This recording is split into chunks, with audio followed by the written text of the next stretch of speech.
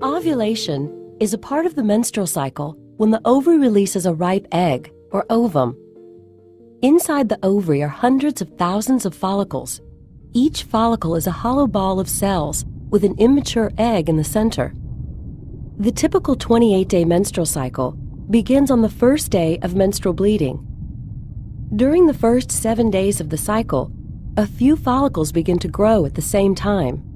These maturing follicles secrete estrogen hormone into the bloodstream to prepare the lining of the uterus for pregnancy. Around day 7, all of the follicles stop growing and begin to degenerate, except for one. This dominant follicle continues to grow and nourishes the developing egg inside it. Around day 12, the follicle secretes a large amount of estrogen into the bloodstream. When the estrogen reaches the hypothalamus and the pituitary gland in the brain, the anterior or front part of the pituitary gland releases a huge surge of luteinizing hormone into the bloodstream.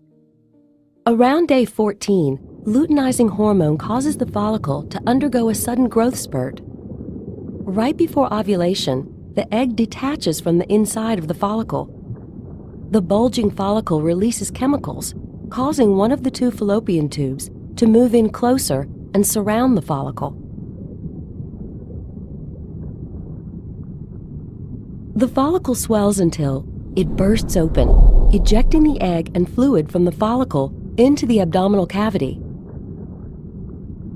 In response, the fimbriae, tiny projections at the end of the fallopian tube, sweep across the ovulation site and pick up the egg.